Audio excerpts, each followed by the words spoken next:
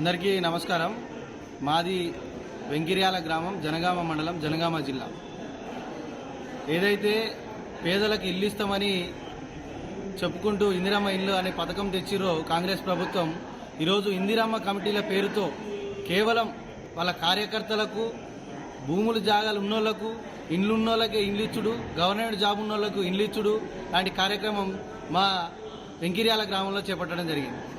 ఏదైతే అధికారులు వచ్చి వాళ్ళు అర్హుల లిస్టు ఇచ్చిరో ఆ అర్హుల లిస్టు నిజంగా ఫస్ట్ L1లో ఉన్న కేటగిరీలో ఉన్న కడు పేదలు ఈరోజు ఇళ్లకు నోచుకోలే. కానీ ఎవరైతే కేవలం కార్యకర్తలు కాంగ్రెస్ పార్టీకి పనిచేస్తున్నారని కాంగ్రెస్ కార్యకర్తలకు మాత్రమే ఇచ్చుకుంటూ పక్షపాత వైఖరి వహిస్తూ ఉన్నారు కార్యకర్త నాయకులు.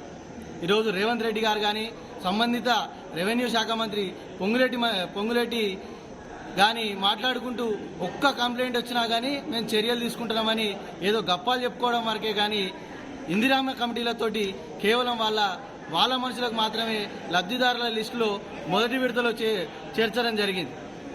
మా గ్రామం నుంచి ఈరోజు దాదాపు ఒక 10 మంది వచ్చి కలెక్టర్ గారికి విన్నవించుకోవడం జరిగింది. సార్, మేము కడు పేదలము, మేము రేకుల ఇళ్లల్లా, కూలిపోయిన ఇళ్లల్లా సగం సగం కూలిపోయి పెంకుటిళ్లలో బతుకుతా ఉన్నాం సార్. మేము L1 కేటగిరీలో ఉన్నాము, మేము కడు పేదలము, మాకు ఎటువంటి భూమి జాగా లేదు, మేము దళితులమని టేకులపల్లి సారయ్య గారు చెప్పి వాళ్లకు ఏదైతే కలెక్టర్ గారికి విన్నవించుకోవడం జరిగింది.